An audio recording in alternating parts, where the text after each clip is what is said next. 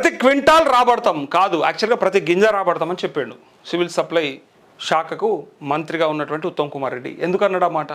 ఇది custom milling బకాయిలను వసూలు చేస్తాం, డిఫాల్టర్ మిల్లర్ల ఆస్తుల జప్తులు చేసి క్రిమినల్ కేసులు పెడతామని అంటా ఉన్నాడు. సో దీని వార్త ఏంటంటే, దీని సారాంశం ఏంటంటే, రైతుల దగ్గరికి వెళ్ళి తీసుకున్నటువంటి ఏవైతే వడ్లు ఉంటాయో ఆ వడ్లని వీళ్ళు ఏం చేయాలంటే బియ్యంగా మార్చి ప్రభుత్వానికి ఇచ్చేయాలి.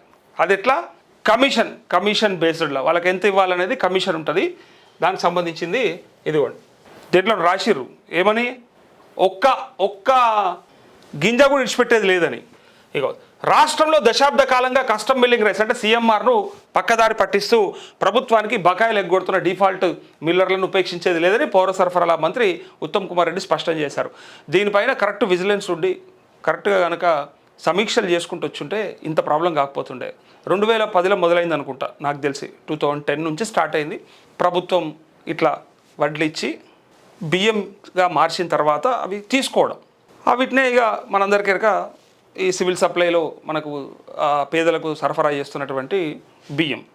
అయితే ప్రభుత్వం వడ్లు కొని మద్దతు ధర ఎంఎస్పి ఇచ్చి వాటిని తీసుకెళ్ళి మిల్లర్లకు ఇస్తే మిల్లర్లు వాటిని సరి చేసి అంటే బియ్యంగా మార్చి ఇచ్చేటువంటి పద్ధతి ఏదైతే ఉందో ఇది 2010 నుంచి కొంచెం స్పీడప్ అయింది. అంతకంటే ముందు చాలా తక్కువ ఉంటుండే, అది పెద్దగా ఉండకపోతుండే, అక్కడక్కడ కొన్ని సెంటర్లు మాత్రమే ఉంటుండే, రైతులు కూడా ఎక్కువ అమ్మకపోతుండే, రైతులు కూడా డైరెక్ట్ మిల్లర్లకు అమ్ముకుందరు.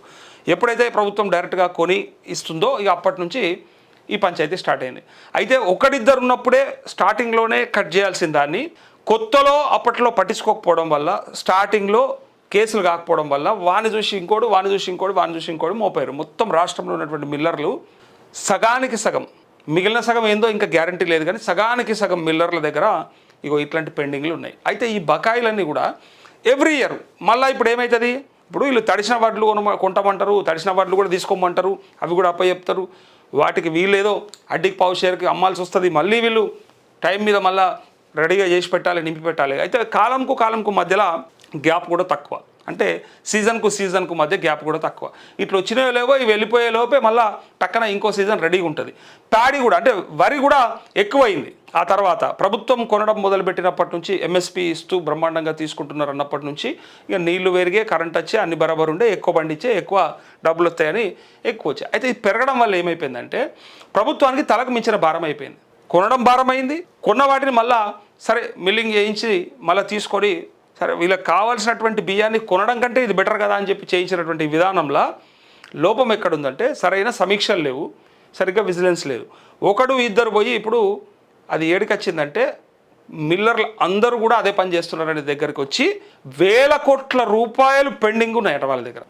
మళ్ళీ ఇస్తారు దారి ఏమున్నది, ప్రతిసారి ఈ సీజన్ది మళ్ళొక సీజన్కు, ఆ సీజన్ది మళ్ళొక సీజన్కు, ప్రతి దాంట్లో ఇంత పొక్క పెట్టుకుంటూ వస్తే ఇంత పెద్ద గొయ్యి తయారైపోయింది ఒక్కొక్క మిల్లర్ దగ్గర. అందుకోసమే ఇదిగోండి, ప్రభుత్వానికి బకాయిలు ఎగ్గొడుతున్న డిఫాల్ట్ మిల్లర్లను ఉపేక్షించేది లేదని పౌర సరఫరాల మంత్రి ఉత్తమ్ కుమార్ రెడ్డి స్పష్టం చేశారు. ఇది ఎప్పటి నుంచో ఉన్న పెండింగు ఇంత మీద పడుకుంటూ వస్తూ ఉంది.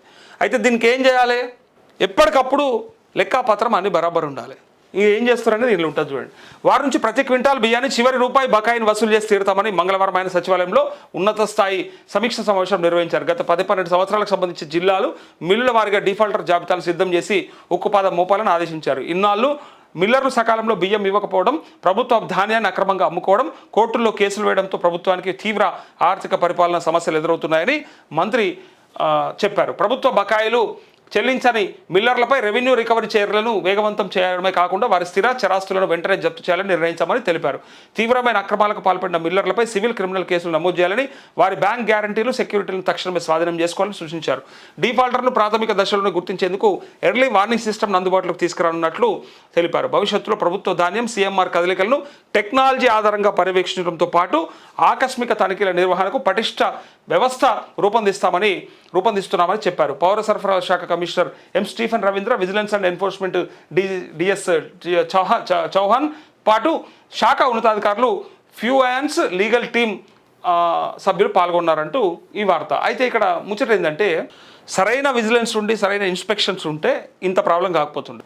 అధికారులు మిల్లర్లు బ్రహ్మాండంగా, అధికారులు మిల్లర్లు కలిసి చేసినటువంటి ఈ భాగోతంలో ఇప్పుడు బలైతున్నది ఎవరంటే మిల్లర్లు. మళ్ళీ అధికారులకు తెలకుంటే ఏం జరగదు, మంత్రులకు కమిషన్లు ముట్టకుంటే ఏం జరగదు. బ్రహ్మాండమైనటువంటి ప్యాకేజీలు అందుతాయి వీళ్ళందరికీ కూడా.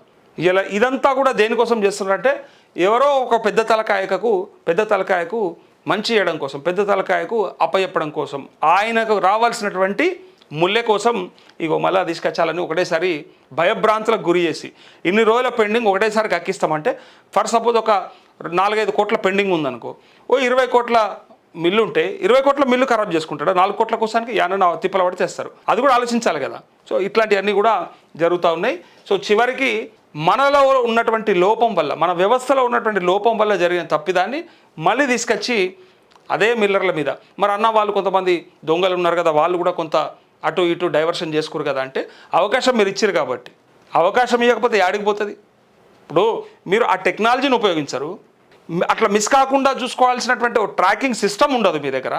ఇలా ఆ టెక్నాలజీని వాడకుండా మీరు మేము ఇస్తుంది ఎంత, మాకు వస్తుంది ఎంత, లెక్కపత్రం ఏం చూస్తున్నావు, ఎంత పెండింగ్ పెడుతున్నాడు, మరి ఎందుకు పెండింగ్ పెడితే నెక్స్ట్ టైం ఎందుకు అలాట్ చేయాలి వాళ్ళకి? ఒకవేళ ఒక్కసారి డిఫాల్ట్ అని తెలిసిన తర్వాత మళ్ళీ ఎందుకు అలాట్మెంట్ జరుగుతుంది? ఒకవేళ వాళ్ళు మనం అప్పచెప్పిన వడ్లకి అప్పచెప్పినంత బియ్యం రాకపోతే, దానికి రావాల్సినంత రాకపోతే లెక్క నెక్స్ట్ పంట కాలంకి ఇవ్వకూడదు కదా. మీ అవసరానికి మిల్లర్లని బలిపశువులను చేస్తూ ఉన్నారు, మళ్ళీ మీ అవసరాలకి వాళ్ళని ప్రెజర్ చేస్తూ ఉన్నారు. మళ్ళీ టైం మీదకి రాగానే మళ్ళీ కొనాలి. ఇప్పుడు ఇట్లా ఏంటంటే సీజన్ అయిపోయింది కాబట్టి మళ్ళీ సీజన్ రాగానే మళ్ళీ రైతుల మీద పడతారు కాబట్టి కొనాలి, ఇచ్చేయరిగా, ఎవరికైనా ఇచ్చేసారు, బ్యాంక్ గ్యారెంటీలు ఇచ్చిరా ఇచ్చేసేయరిగా అని మళ్ళీ ఆడ చాలు చేస్తారు.